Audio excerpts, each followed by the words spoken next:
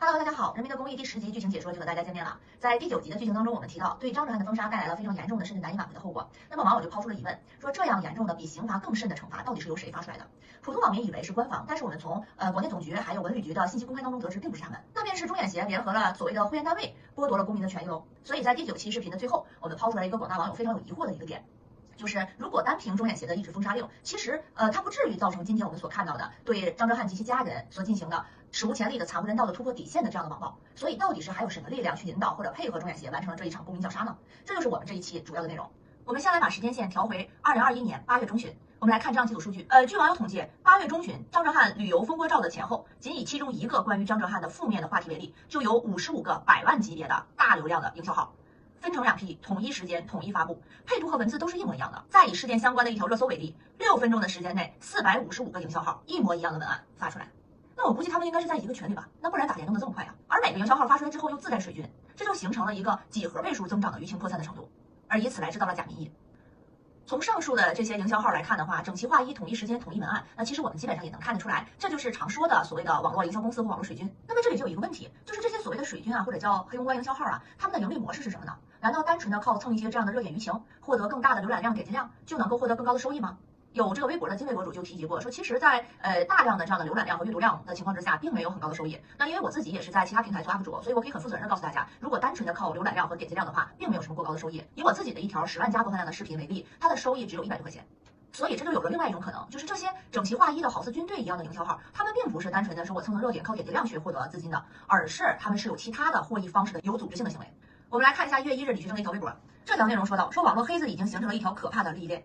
其转发的文章呢是对网络暴力产业链进行了介绍。这个文章是这么说的，说网络黑公关也称网络黑社会、网络打手是发帖水军，其主要工作职责就是拿人钱财替人消灾，按照客户的指令密集发帖诋毁竞争对手，左右舆论，并最终达到损害竞争对手商业信誉、商品声誉的目的。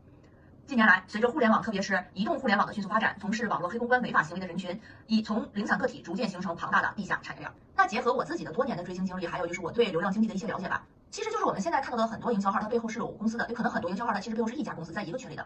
他们都是一些经纪公司啊或者营销公司啊养的这样的号，当然也有独立的专门做这种营销和公关的公司。他们给一些企业或个人提供这样的公关服务当然公关也分成红黑公关啊，比如说红公关呢，就是我去夸奖你的艺人，去塑造他的正面形象，去发这个红通稿。那还有一个就是黑公关，就是我们刚才在那篇文章当中所看到的，去抹黑竞争对手，打压竞争对手。其实这种黑产水军公关的产业链在各行各业当中都有，在这个商品经济的竞争当中是非常常见的只不过呢，因为中远协和张哲瀚的这次事件，把文娱口的这个黑产给暴露了出来。那么除了我们上述提到的这种背靠公司整齐划一、容易识别的黑产营销号、黑流量、脏流量，还会以什么样的面貌出现在网络上呢？那其实如果说经常关注一些论坛，我们会发现，比如说在某瓣娱乐组，或者是 B 站那些 UP 主的下面的评论当中，我们就会看到大量的这样的账号使用污言秽语去侮辱、诋毁、诽谤某些名人，他们往往是以互骂黑人为生。那这类人呢，他其实偏向于散兵游勇但是会被这个组织者进行招兵，可能为了一杯奶茶钱就进入某个群，然后在群内认领了各平台的任务，在平台上去做完这些黑人的任务之后再回来领赏。那么我们也好奇，到底是一群什么样的人会在网络上以黑人骂人、挑起斗争和愤怒为生呢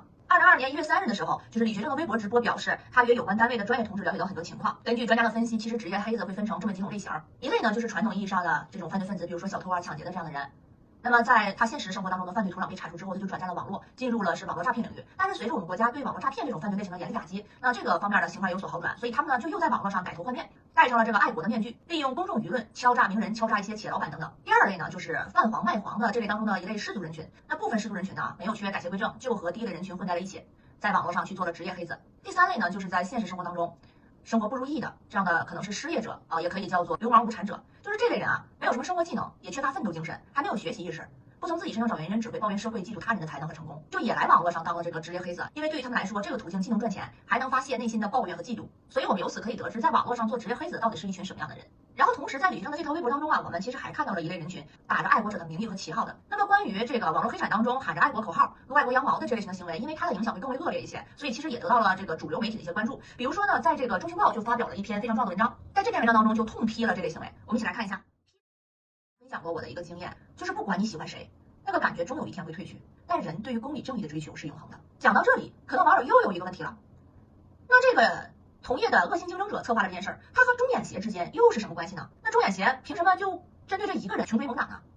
这里面可能有2个原因。第一个呢，就是中远协想借此立威，看到没？不听我话是吧？我不让你发辣条，你放是吧？那好，我就让你一辈子不能卖煎饼果子。毕竟有人爆料过，说这个钟远协在饭局上啊，就说你们艺人活不活，我说了不算，但是让你们死可是分分钟的事儿。另一方面，可能就像我们在第9期视频里分析的那样，在这个钟远协所谓的会员单位当中啊，我们就不排除可能有那个同行的恶性的竞争对手。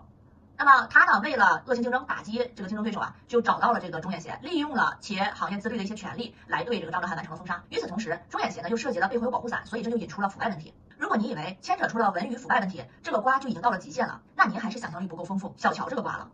这个瓜之大，100亩地都放不下。我们来看一下李志的一条微博。这个微博里提及了一个事情，就是近期有一些网络黑势力在境外注册模仿李学正的账号，和一些外国的政要去互相关注，然后呢去制造政治谣言和假象，妄图以此来攻击李学正。看到这种情况，在境外打配合的，我们又有些疑惑了。如果仅仅是行业内部的恶性竞争，那目前的情况是呢，国内呢这位被构陷的演员已经报案，公安局也进行了受理，演员本人呢在乖乖的等后续的进行的程序。而李学正呢质疑的也仅仅是钟远协的程序正义问题和法律问题，他的战场也在国内，而舆论场上的大多数还都是在采取了观望的态度，等待着线下事件推进，然后再考虑如何应对。所以整个战场其实都是在国内的。那在这种局面下，这些黑子为何会刻意跑到国外的社交平台上去进行这样的构陷呢？要知道，他们这样做就是毫不顾及国家的对外文化形象了，是在扩大化问题。那我们不禁要发出疑问了：难道文娱产业的恶性竞争已经毫无底线至此了吗？1小时之后，李学正又发了一条微博。这条微博我用了不同的颜色去标记，看起来博文内容信息不多，但其实信息量爆炸。这条博文给出了4点关键性的信息，我们一起来看一下。第一个关键信息，这件事件的背后势力。这件事反映出的是反华势力的介入不管是勾结了我们的黑产水军，还是勾结了一些所谓的网络大 V， 但反正都是民族败类，所以他们在主导这件事情。第二点信息就是对方采用了什么样的手段，利用了民众的爱国热情，其实我觉得甚至是利用了民族伤痛。坦白讲，一张已经好几年前的一张普通的游客旅游照，它根本伤害不到我的感情，但是挖坟在特殊的时间节点，利用我们朴素的爱国情感去对同胞进行构陷，撕裂我们的民族情绪和社会，导致人民内部互相之间谩骂仇恨，这才真正伤害了我们的民族情感，甚至伤害了我们每一个普通老百姓的安全感。利用有些单位，比如说钟远协之流，和个人，比如说某些协会的成员，或者是一些媒体记者个别的媒体记者，利用他们的不干净、不忠诚，以及某些资本的恶，就是行业的恶性竞争者。第3个信息点，此事件产生的后果，撕裂了民族情感上的团结，制造了乱象，反过来污蔑我们国家的卓越表现。至此，这个复杂的事件随着越来越多的信息浮出水面就让我们这些普通观众就慢慢的开始窥探到这个事件的全貌。从李学正的最新的信息来看的话，这起事件的起因是涉及到行业的内部的不正当竞争的。所以呢，既然是行业的不正当竞争，就绝对不可能是在8月10几号那天突然爆发的。所以我又去了解了一些8月之前的信息。其实早在2021年8月之前的几个月里，也就是这位演员刚刚因为一部戏去意外走红的几个月当中，这种抹黑和造谣就已经不断上演了。我们来看一组数据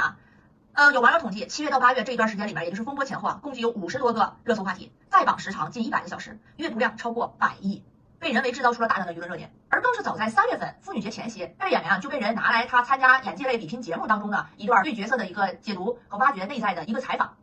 被人断章取义，就污蔑他不尊重女性，然后迅速的联动了营销号和水军，尤其是在某瓣这个论坛全网开黑。其实甚至于包括他政治立场的谣言，也在8月之前就隐隐流传，只是当时的网络上的大部分网民在还没有黑流量、脏流量带节奏的情况之下，还保持着一个正常人的思考力和判断力。所以在7月份的时候，大家提起这个张显演员的政治立场谣言的时候，大部分网友的看法还是趋向一致的就是说这类政治谣言没必要去管，因为这方面造不了假，这个演员这方面没什么问题，根正苗红小粉红一枚。毕竟这个人他之前的10年之间言行一致的爱国的一些言论和行为是很好在网上查到的。其实关于这方面谣言呢，张哲瀚方面在之前也已经采取过法律的手段，所以我猜想在当时无论是他本人还是围观这场事件的网友都没有想到政治立场可以作为武器出现。毕竟政治立场的构陷它不同于一般的这种侮辱或者诽谤，它带来的这种杀伤力和后果是能置人于死地的，而且它可能会产生很多不可控的一个后续的影响，甚至会危害国家利益。然而谁成想杀死他的恰恰就是这个在最初的时候全网认为最不可能去使用的一个武器。根据网友的后续的复盘还有爆料的反映说，其实在8月之前这个日期就被很多论坛的一些人预告过，只是当时很多普通的网友不明白8月这个日期能干什么，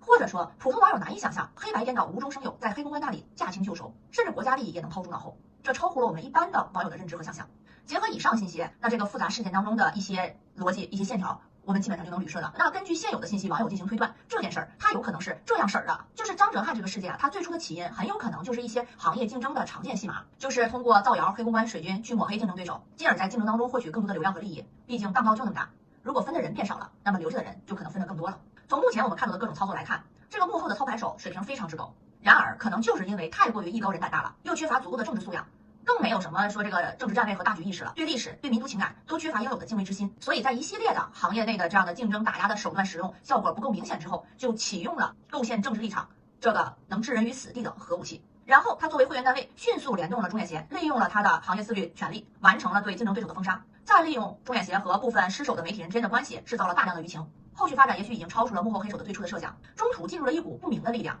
那从目前来看，这股力量应该是涉及境外反华势力。那至于这股力量是8月之前就嗅到了味道，开始参与埋线，还是说在事件爆发之后介入进来的？从目前信息来看的话还不明朗。这里面涉及的问题就得交由有关机关去尽快介入彻查严查了。多股势力搅在一起，情况之复杂，牵涉人员之广，舆情之大，社会影响力及国际影响力之恶劣，绝非靠公民一人之力可以应对的。所以，作为这个事件的重要突破口，张哲瀚这位艺人的诽谤案件要尽快推动公安立案，转入公诉程序，以国家机关的力量应对如此复杂重大的事件。本期视频的最后一个问题，当初做下这场局的势力方，接下来会怎样呢？事实已经越发清楚了，他们会及时收手，弥补自身过错吗？个人觉得要看他们在这件事情当中扮演的角色和承担的责任是什么。其中一部分人。一部分势力可能会倾尽其所能的进行全力反扑，因为恶意诽谤、政治构陷、黑产水军、勾结境外、背刺国家、破坏团结、卖国求财、撕裂社会，这桩桩件件都很行，很有盼头。另外，我真心觉得事情发展到了今天这一步，其实结局已经就好像那锅里的螃蟹，它扒拉的再厉害，它都在盖里，现在差的就是开盖那一刻了。其实这个人他也不是非得鱼死网破、你死我活的这一条路去走，他还有一条路可以走啊，坦白从宽，戴罪立功。如果能在清除网络黑恶势力、铲除境外黑手、捍卫舆论阵地。这个过程当中，立功足够大，提供的信息足够多，那这也难说不是一条自救之路呀。而对于普通网友来说，那我们需要做的就是持续的关注，给予热度。这么复杂的事件，调查起来是需要时间的，所以大家要有耐心，久久为功。